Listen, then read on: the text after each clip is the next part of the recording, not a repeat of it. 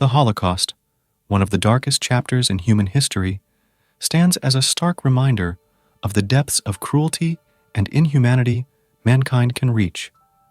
Between 1941 and 1945, during World War II, Nazi Germany, led by Adolf Hitler, systematically persecuted and annihilated 6 million Jews, along with millions of others deemed undesirable, including Roma people, disabled individuals, political dissidents, and others. This tragic event, known as the Holocaust, was a genocide of unprecedented scale, executed with chilling efficiency and brutal methodology.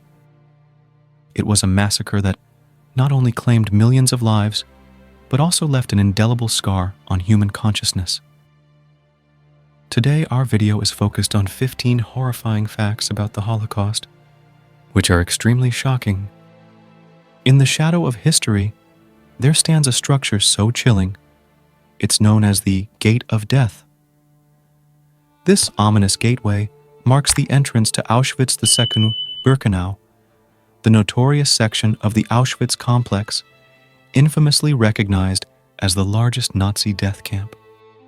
Train tracks leading into the heart of terror, where the rails of fate brought countless souls to the brink of the unimaginable. It was through this very gate that trains, packed to the brim with human despair, rolled in. Jews, Roma, and others, condemned by Nazi ideology, arrived here from the far reaches of Europe. Crammed into cattle cars under conditions that defied humanity, no food, no water, and no dignity, they traveled towards an unknown, yet ominous fate. As these trains halted at Birkenau, the air filled with the sound of orders and the chouse of arrival. Each person, young and old, stepped onto the platform into a world where hope was a distant memory. Here, Nazi officers, with a glance and a gesture, played gods, deciding who would live and who would die. The sick, the elderly, mothers with their children, many were sent straight to their deaths. Others, deemed fit, were chosen for a life of grueling labor under the shadow of cruelty. This gate of death was not just an entry point, but a chilling emblem of a systematic slaughter, a process industrialized and executed with a precision that horrifies the soul. Within this camp, gas chambers and crematoria operated relentlessly, a testament to the industrial scale of genocide carried out within these walls. Today, the remnants of Auschwitz-II-Birkenau and its haunting Gate of Death stand as a stark memorial to a tragedy of unimaginable proportions. This gate, now a symbol of sorrow and a lesson from history, beckons us to remember the millions of voices silenced behind its arch. It is a grim reminder of the depths of human cruelty and a call to never forget, to ensure such horrors are never repeated. In the quiet moments standing before the Gate of Death, one can almost hear the echoes of the past, a solemn vow rising from the ashes, never again. In the annals of history, few symbols are as chillingly deceptive as the Arbeit macht frei gate at Auschwitz. This phrase, translating to "work sets you free," stands as a haunting emblem of the Holocaust. Established by the Nazis during World War II, Auschwitz became the largest and one of the most notorious concentration camps. Here, under this iron gate, millions of prisoners were ushered into a world of unimaginable suffering. The inscription, Arbeit macht frei, was a cruel lie. It was a false promise of freedom through labor, a stark contrast to the grim reality inside the camp, where forced labor, inhumane conditions, and mass murder awaited the prisoners. As prisoners passed under this gate, they entered a place where the basic principles of humanity were abandoned. Men, women, and children from across Europe, predominantly Jews, along with Roma, political prisoners, and others, faced a brutal regime of exploitation and extermination. And shockingly, Adolf Hitler, the leader of Nazi Germany and the primary architect of the Holocaust, never visited any concentration camps during his lifetime. Hitler's avoidance of visiting these camps was likely a strategic decision.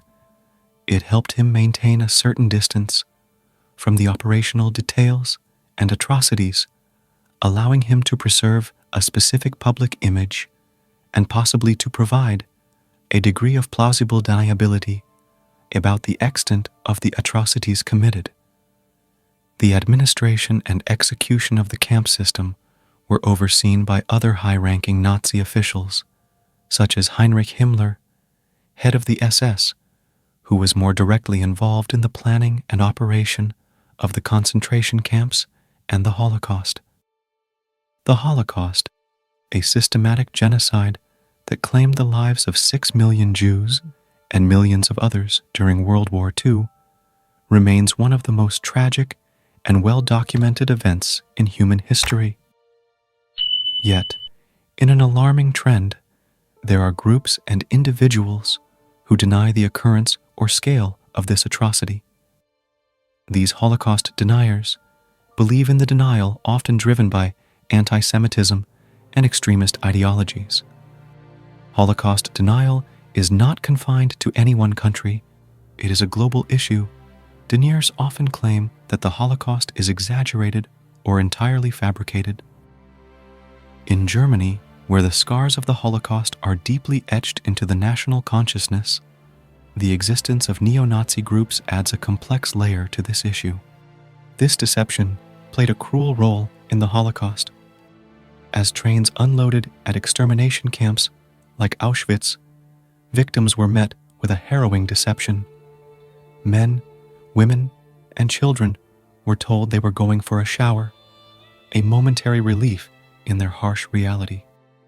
Given soap and towels, they were led to believe in a brief respite.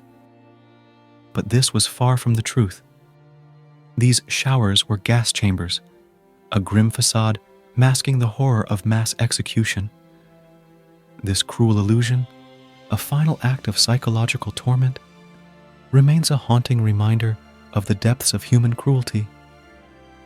We remember, so such horrors are never repeated. In April 1945, following the liberation of the Ohrdruf concentration camp by Allied forces, General Dwight Eisenhower ordered the mayor of nearby Gotha, Germany, to bring the local townsfolk to the camp. The purpose was to expose them to the atrocities committed there and to assist in the burial of the dead. The experience was profoundly shocking for the mayor of Gotha and his wife. After witnessing the horrors of the camp, they both committed suicide. During World War II, particularly under the Nazi regime, Jewish people were forced to wear badges, most commonly in the shape of the Star of David, as a means of identification and segregation. This policy was part of the wider, systematic persecution of Jewish people. The Star of David, known as the Judenstern, Jewish star, was usually yellow and was required to be visibly sewn onto clothing. Its implementation varied across different regions under Nazi control, but it generally served the same purpose: to stigmatize, isolate, and identify Jewish people, which facilitated discrimination and persecution. The language used by the Nazis in their official correspondence was characterized by euphemisms and coded language to disguise the true nature of their horrific actions during the Holocaust. Instead of direct references to murder or extermination, they used phrases like final solution, evacuation, and special treatment. These terms were deliberately chosen to veil the reality of the genocide they were perpetrating, which included the systematic murder of millions of Jews. One more shocking fact of the Holocaust is the Madagascar Plan. It was a proposal by the Nazi government to forcibly relocate the Jewish population of Europe to the island of Madagascar. This plan was developed before the implementation of the Holocaust, the systematic mass extermination of Jews and other groups deemed undesirable by the Nazi regime. The Madagascar Plan was never put into effect, primarily due to logistical challenges and the turn of World War II events, which led to the Nazis opting for the more brutal and infamous final solution to what they called the Jewish question. The final solution resulted in the Holocaust, one of the most atrocious genocides in history. Witold Pilecki was a Polish soldier who voluntarily got himself arrested and sent to Auschwitz during World War II to spy on the camp's atrocities and organize a resistance. He escaped in 1943 and reported on the horrors of the Holocaust. Post-war, he was tragically executed by Poland's communist regime in 1948. His heroic actions were largely unrecognized until after the fall of communism in Poland. In October 1944, Jewish prisoners in Auschwitz's Sonderkommando units, tasked with operating the gas chambers and crematoria, staged a revolt.